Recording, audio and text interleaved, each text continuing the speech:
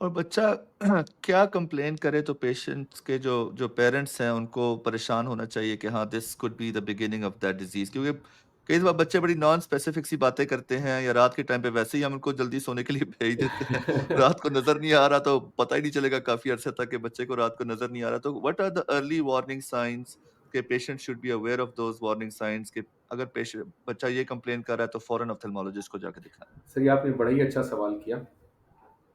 असल में there are almost 250 genes which cause and 250 different types of defects which can further lead to inherited retinal diseases or retinitis pigmentosa or Stargardt.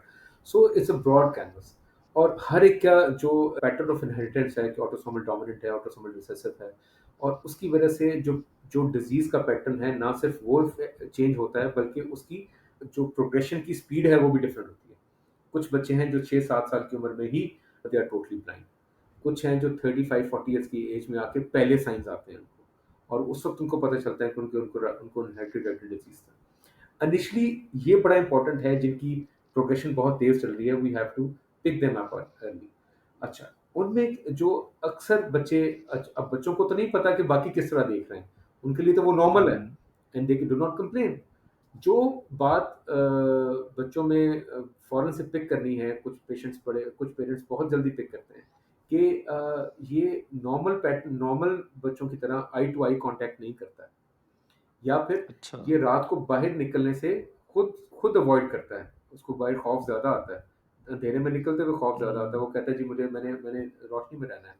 फिर ये कि चीज़ें पकड़ते हुए वो फ़ौरन से आप हाथ आगे करता है, लेकिन वो चीज़ को 3-4 दफ़ा टटोलता है कि ये चीज़ है, इधर पड़ी है। जूता नहीं लेता, अक्सर चीज़ों में बम्प करता है और जाके गिरता है तो जोक क्लमजी है बच्चा। ये बड़ा क्लमज़ी, हाँ जी, हाँ जी। और हाँ। पंजाब पाकिस्तानी तो मतलब पंजाबी तो इसको और भी वो और तरह से फिर याद करते हैं। तो तो ये वो इम्पोर्टेंट साइंस हैं जो पेरेंट्स को थोड़ा-सा इंक्विजिटिव होना चाहिए जिनके बारे में, कि अगर वो बच्चा नॉर्मल बच्चों की तरह चीज़ें नहीं ग्रिप कर रहा, वो चीज़ों को टटोल के पकड़ता है, अपने इवन जूते से जो है उनको करते हुए लेता है, अंधेरे में जाते हुए बहुत ही घबराता है। ना सिर्फ वो डरता नहीं है, लेकिन वो बहुत घबराता है, वो जाना चाहता ही नहीं है।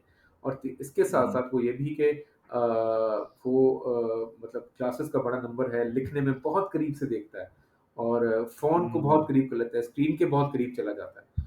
ये वो साइंस हैं जो हुँ, 3-4 साल 4-5 साल की एज में गैजेट्स की मौजूदगी में हम बड़ी अर्ली पिक कर सकते हैं। हुँ, तो हुँ। आप ऑप्थेल्मोलॉजिस्ट